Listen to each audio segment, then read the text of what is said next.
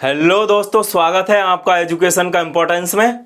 तो दोस्तों, हम बात कर रहे थे कक्षा 10 की साइंस की और उसका हम चैप्टर नंबर फर्स्ट डिस्कस कर रहे थे, रासायनिक अभिक्रियाएं एवं समीकरण को। और हमने जो दो पार्टों में वीडियो को डिवाइड किया था।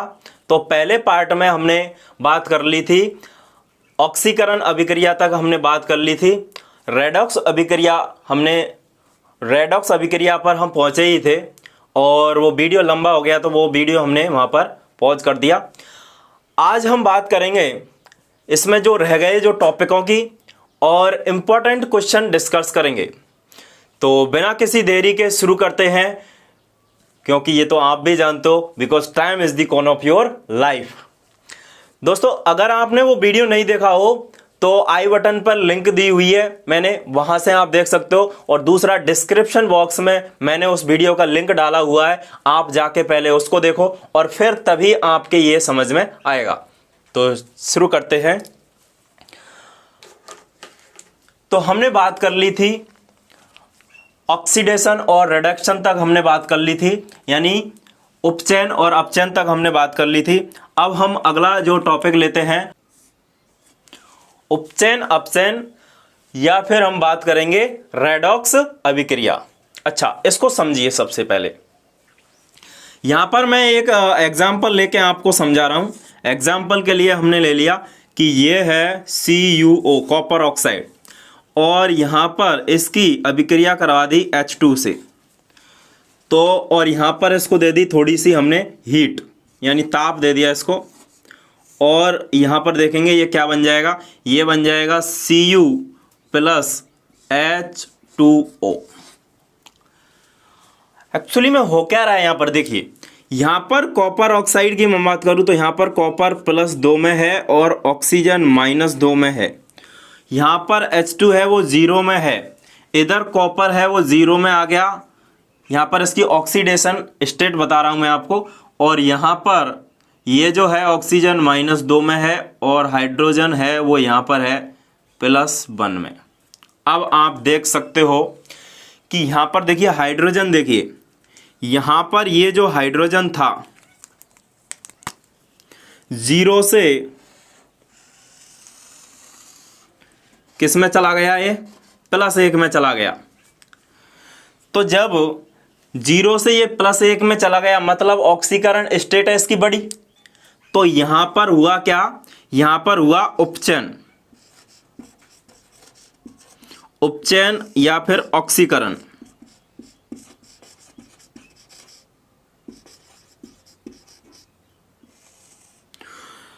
यहां पर हो गया ऑक्सीकरण। और यहां पर देखिए फिर ये कॉपर था, यहां पर +2 में था और +2 से ये आ गया यहां पर 0 में। ये +2 से किस में आ गया, +2 से ये 0 में पहुंच गया यहाँ पर। तो हम देखेंगे कि +2 से ये 0 में आ गया, इसका मतलब ऑक्सीडेशन स्टेट कम हुई। तो यहाँ पर इसका हो गया क्या, अपचयन, रिडक्शन हो गया इसका। तो यहाँ पर मैंने एक एग्जाम्पल से आपको इसको समझाया। इसमें हो क्या रहा है, इसमें एक पदार्थ का तो क्या हो रहा है, ऑक्सीकरण हो रहा है, और दूसरे पदार्थ का क्या हो रहा है, उपचयन हो रहा है। तो ऐसी अभिक्रिया को हम बोलते हैं रेडॉक्स अभिक्रिया। अब रेडॉक्स अभिक्रिया आपके अच्छे से समझ में आ गई होगी कि क्या होती है। ऐसी अभिक्रिया जिसमें एक पदार्थ का क्या होता है, उपचयन होता है, तथा दूसरे पदार्थ का क्या होता है, अपचयन होता है। इस प्रकार की अभिक्रियाओं को बोलते हैं रेडॉक्स अभिक्रिया। या फिर हम इसको ऐसे भी बोल सकते हैं कि ऐसी अभिक्रिया जिसमें उपचयन और अपचयन एक साथ संपन्न होते हों, ऐसी अभिक्रियाओं को बोलते हैं रेडॉक्स अभिक्रिया। इसका और एक एग्जाम्पल मैं आपको बताता हूं। मैंने ले लिया यहां पर जिंक ऑक्साइड और इसकी रिएक्शन करवा दी हमने, मान लो कार्बन के साथ। तो ये क्या बन जाएगा, ये बन जाएगा यहाँ पर Zn और इधर बन जाएगा CO। अब हम देखते हैं कि यहाँ पर जिंक है वो +2 में है और ऑक्सीजन है वो -2 में, यानी ऑक्सीकरण स्टेट देख रहे हैं हम। यहाँ पर कार्बन 0 इधर ये 0 और इधर +4 और ये -2। तो अब हम देखेंगे कि यहाँ पर देखिए ये कार्बन है, यहाँ से 0 से पहुँच गया +4 में, इसका मतलब इसका क्या हो गया, ऑक्सीकरण हो गया। और यहाँ पर ये देखिए जिंक है, +2 से पहुँच गया किस में, ये पहुँच गया 0 में, इसका मतलब इसका क्या हो गया, इसका हो गया अपचयन। तो दोस्तों अब आपके बात समझ में आ गई होगी। और हाँ, मैं आपसे ये कहना चाहता हूँ कि अगर आप चैनल पर नए हैं तो चैनल को सब्सक्राइब ज़रूर कर लीजिए, क्योंकि कोई भी जो वीडियो आएगा आपके पास सबसे पहले पहुँच जाएगा। अब नेक्स्ट टॉपिक की ओर चलते हैं, तो डिस्कस करते हैं हम ऊष्माक्षेपी अभिक्रिया को। देखिए ऊष्माक्षेपी अभिक्रिया, ऊष्माक्षेपी ऐसी अभिक्रिया जिसमें ऊष्मा का उत्सर्जन होता है या ऊष्मा रिलीज होती है, ऊष्मा निकलती है, ऐसी अभिक्रियाओं को बोलते हैं ऊष्माक्षेपी अभिक्रिया। मैं इसके उदाहरण आपको बताता हूं। एग्जाम्पल के लिए, अगर हम प्राकृतिक गैस का दहन कर देते हैं, जैसे CH4 है, इसका कर देते हैं दहन, इसको जला देते हैं, तो ये क्या बन जाएगा, ये बन जाएगा CO2 + H2O + ऊर्जा।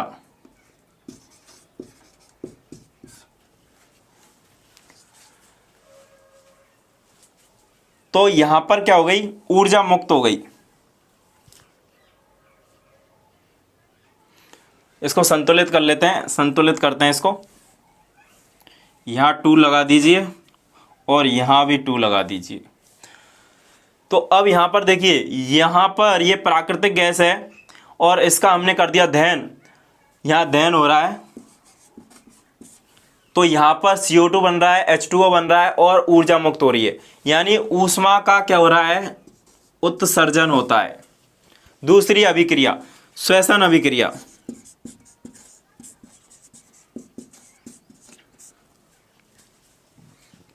श्वसन अभिक्रिया को भी ऊष्माक्षेपी अभिक्रिया कहते हैं। क्यों कहते हैं, देखिए यहां पर हमारा जो है ग्लूकोज है, C6H12O6, ये है ग्लूकोज, और ग्लूकोज ऑक्सीजन की उपस्थिति में श्वसन क्या बन जाएगा, ये बन जाएगा, ये टूट जाएगा किसमें, CO2 + H2O और प्लस ऊर्जा मुक्त होती है। यहाँ पर 6 आएगा और यहाँ पर भी 6 आएगा, हो गई संतुलित। तो अब आप देख सकते हो ये जो अभिक्रिया हैं ये ऊष्माक्षेपी अभिक्रिया हैं, यानी इनमें क्या हो रहा है, ऊष्मा का उत्सर्जन हो रहा है। तो यहाँ पर देखिए श्वसन भी एक ऊष्माक्षेपी अभिक्रिया है। इसका रीजन क्या है, इसका रीजन यही है कि जब ग्लूकोज है ऑक्सीजन की उपस्थिति में ये टूटेगा तो CO2 बनेगी, H2O और ऊर्जा, क्योंकि हमें ऊर्जा की आवश्यकता होती है इसलिए ऊर्जा बनती है। तो ये हो गई ऊष्माक्षेपी अभिक्रिया। अगला हमारा जो टॉपिक है वो है संक्षारण।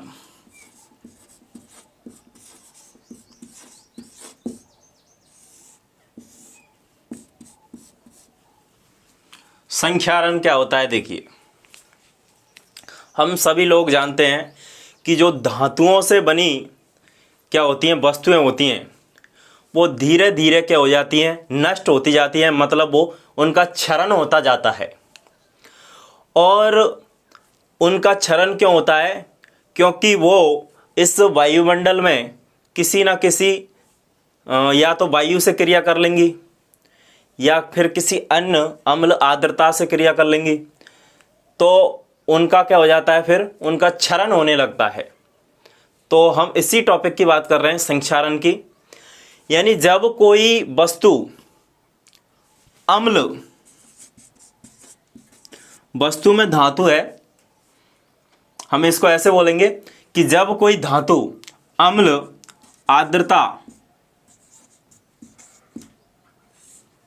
आर्द्रता मतलब नमी के संपर्क में आती है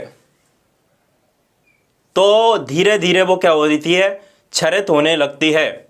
और इसी प्रक्रिया को बोलते हैं संक्षारण। दोबारा सुनिए मैं क्या बोल रहा हूं। मैं ये बोल रहा हूं कि जब कोई धातु अम्ल आर्द्रता के संपर्क में आती है तो वो धीरे धीरे क्या होने लगती है, क्षरित होने लगती है, यानी कि वो टूटने लगती है। और इस प्रक्रिया को बोलते हैं संक्षारण। एग्जाम्पल के लिए मैं बात करूं तो चांदी होती है, काले रंग की परत चढ़ जाती है उस पे।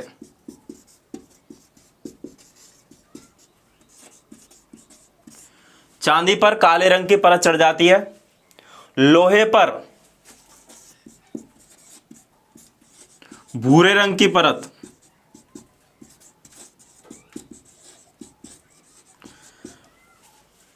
लोहे पर भूरे रंग की परत चढ़ जाती है जिसको हम बोलते हैं जंग।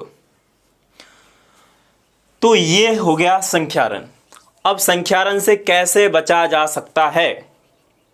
देखिए, हमें पता होता है कि जैसे गाड़ियों के जो पार्ट होते हैं, बड़े बड़े जो पुल होते हैं, इसके अलावा जो रेलिंग होती हैं, जहाज़ों के जो कलपुर्जे होते हैं, तो ये सब किससे बनते हैं? ये धातु से बनते हैं और ज़्यादातर इनमें लोहे का यूज होता है। तो और लोहा क्या होता है, ये वायुमंडल की ऑक्सीजन से क्रिया करके क्या बना लेता है, भूरे रंग की एक परत बना लेता है जिसको बोलते हैं जंग। और ये जंग क्या करती है, इसका संक्षारण करती है। इसलिए इसको हम सुरक्षित रखने के लिए लोहे के ऊपर हम क्या कर देते हैं, पेंट कर देते हैं। इसके अलावा उसके पार्टों पर ग्रीस लगा सकते हैं, ग्रीस लगा के हम उसको बचा सकते हैं। इसके अलावा यसद लेपन,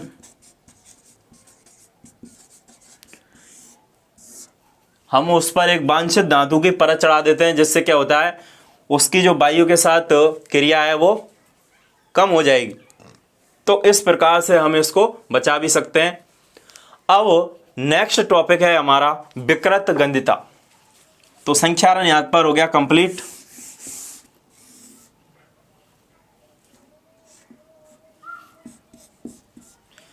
क्या होती है विकृत गंधिता?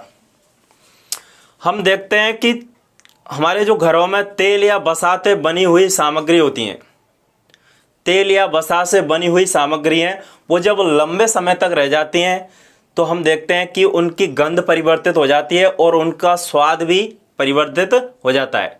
अर्थात हम ये कह सकते हैं कि वो जो वस्तुएं थी, वो जो हमारे पास पदार्थ था, ठीक है, तेल या वसा से बनी हुई सामग्री है, वो क्या हो जाती है, उपचयित हो जाती है। मतलब उनका क्या हो जाता है, ऑक्सीकरण हो जाता है।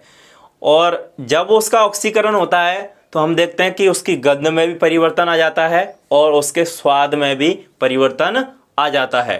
तो इसे ही कहते हैं हम विकृत गंधिता। अर्थात हम इसको ऐसे बोल सकते हैं कि तेल अथवा वसा से बनी हुई सामग्री जब लंबे समय तक रह जाती हैं तो उनके स्वाद और गंध में परिवर्तन हो जाता है। इसे हम बोलते हैं विकृत गंधिता। ओके, विकृत गंधिता से कैसे बचा जा सकता है? देखिए, हम एक ऐसे पदार्थ का उपयोग करते हैं जिससे उसका ऑक्सीकरण न हो। जैसे मान लो नाइट्रोजन है,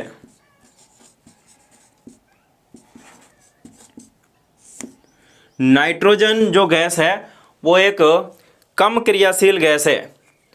तो ये जो थैलीबंद हमारे प्रोडक्ट होते हैं उसमें थैलीबंद प्रोडक्ट होते हैं, जैसे कि चिप्स हो गई,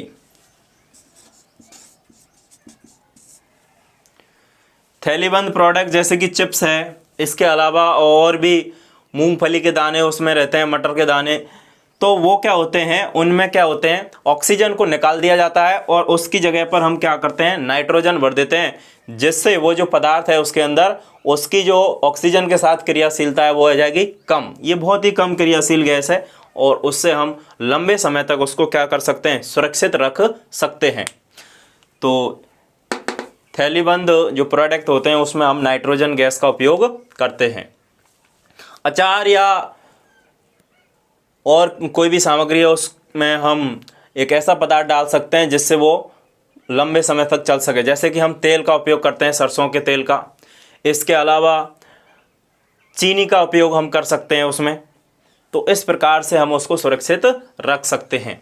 तो अभी हमारा जो पार्ट है वो यहाँ पर कंप्लीट हो गया है। हमने एक एक टॉपिक को डिस्कस कर लिया है। अब हम बात करेंगे इंपॉर्टेंट क्वेश्चंस की।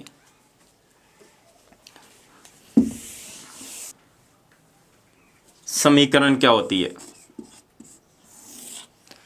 तो मैंने आपको बताया था जब पढ़ाया था कि जब अभिकारकों में परमाणुओं की कुल संख्या उत्पादों में परमाणुओं की कुल संख्या के बराबर नहीं होती है तो उस प्रकार के समीकरण को बोलते हैं कंकाली या ढांचा समीकरण। तो यहाँ से बात क्लियर हो गई होगी।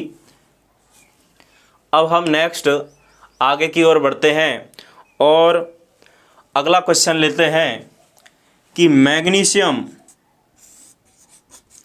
क्यों साफ करते हैं? मैग्नीशियम रिबन को जलाने से पूर्व रेगमाल से क्यों साफ किया जाता है?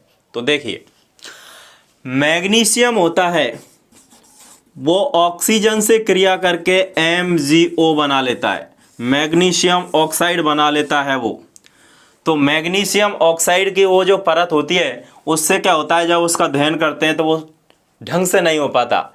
इसलिए हम क्या करते हैं, मैग्नीशियम को रेगमाल से रगड़ लेते हैं जिससे उसके ऊपर जो ऑक्साइड की परत है वो क्या हो जाती है, हट जाती है और उसका दहन है वो आराम से हो पाता है, अच्छी प्रकार से हो पाए। इसलिए हम उसको क्या करते हैं, साफ करते हैं। नेक्स्ट क्वेश्चन की ओर बढ़ते हैं हम। पेज नंबर 11 NCERT की जो बुक है उसका पेज नंबर है 11। क्या कह रहा है? कह रहा है किसी पदार्थ X के विलयन का उपयोग सफेदी करने के लिए होता है। तो पदार्थ X है और इसका उपयोग क्या करते हैं, उपयोग कर रहे हैं सफेदी।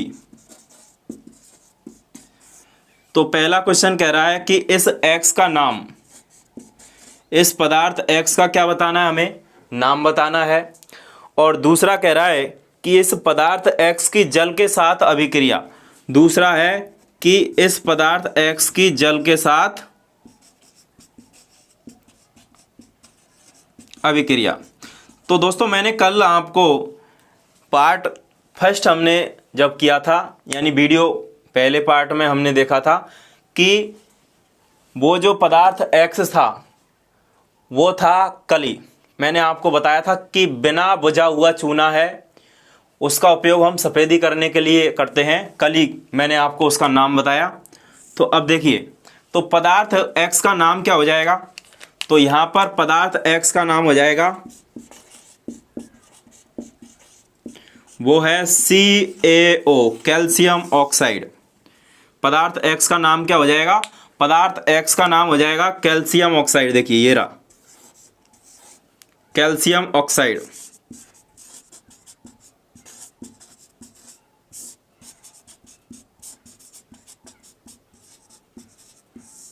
पदार्थ X का नाम है कैल्शियम ऑक्साइड। इस पदार्थ का उपयोग किसके काम में करते हैं? हम सफेदी करने के रूप में हम इसका काम लेते हैं। अब इसकी जल के साथ अभिक्रिया, तो पहला क्वेश्चन तो हमारा हो गया सॉल्व। अब दूसरा है जल के साथ अभिक्रिया।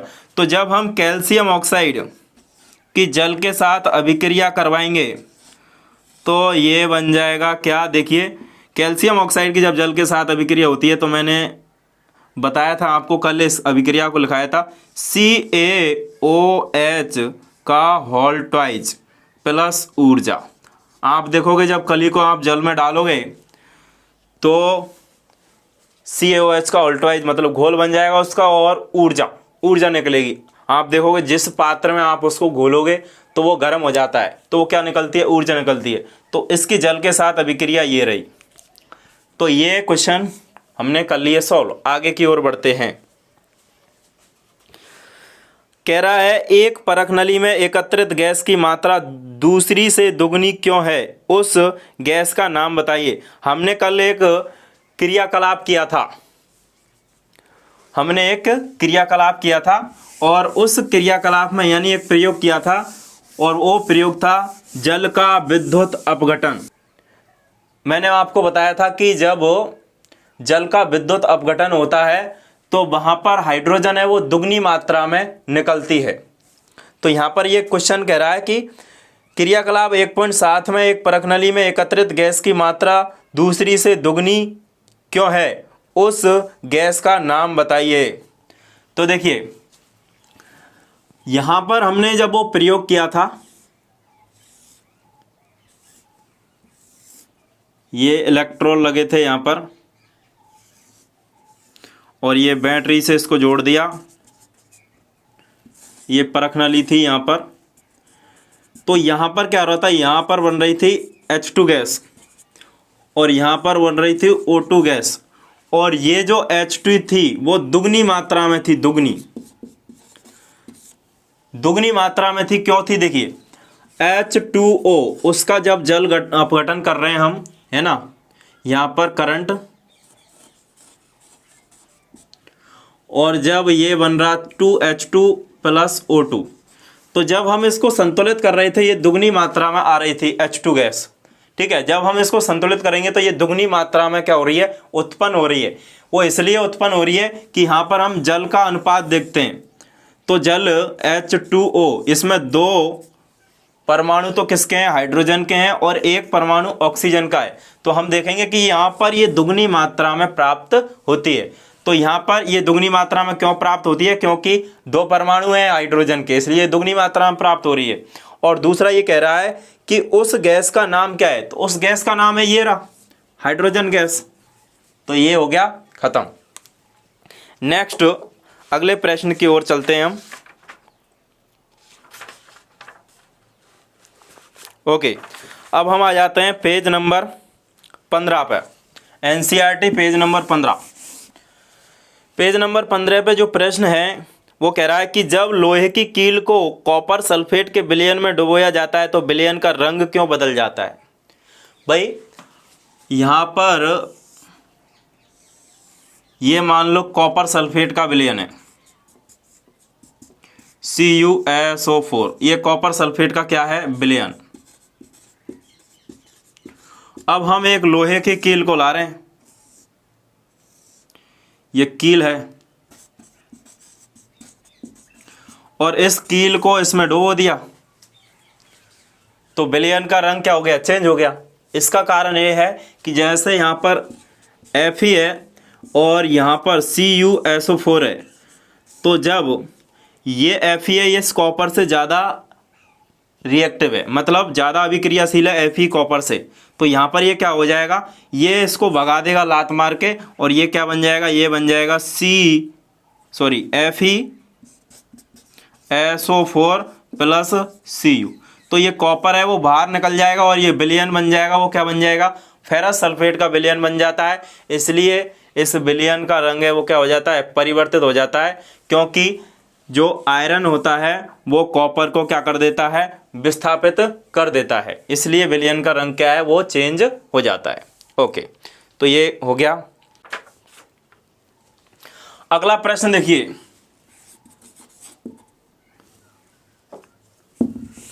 अगला प्रश्न देखते हैं। श्वेत श्याम फोटोग्राफी में किस यौगिक का उपयोग होता है। तो इसका आंसर है श्वेत श्याम फोटोग्राफी में एक तो होता है सिल्वर ब्रोमाइड AgBr, दूसरा होता है सिल्वर क्लोराइड AgCl, और तीसरा होता है सिल्वर आयोडाइड AgI। दोस्तों तीनों यौगिकों का उपयोग श्याम श्वेत फोटोग्राफी में होता है। तो ये इंपॉर्टेंट क्वेश्चन थे। और कौन सा क्वेश्चन रह रहा है, देखिए आई होप कि मैंने आपको सारे क्वेश्चन करा दिए। और दोस्तों चैनल को सब्सक्राइब ज़रूर कर लेना, इससे हमें मोटिवेशन मिलता है। तो मैंने ऑलमोस्ट सारे क्वेश्चन आपको करा दिए हैं। और देखिए एक चीज़ और है, ये कैल्शियम कार्बोनेट है CaCO3, इसके और कौन कौन से नाम है? एक नाम तो है इसका कैल्शियम कार्बोनेट, और इसके नाम है संगमरमर,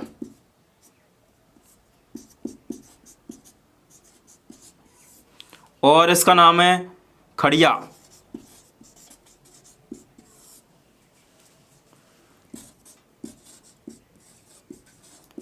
ये इसके अन्य नाम है कैल्शियम कार्बोनेट के। तो दोस्तों आपको मैंने चैप्टर नंबर 1 पूरा कंप्लीट करा दिया है, और पार्ट 1 तो आपने देख ही लिया होगा। अगर नहीं देखा है तो डिस्क्रिप्शन बॉक्स में लिंक दी हुई है, वो वहाँ से देख सकते हो, और आई बटन पर भी मैंने इसका लिंक दिया हुआ है। तो इस वीडियो में इतना ही, मिलते हैं नेक्स्ट वीडियो में। तब तक के लिए जय हिंद, जय भारत।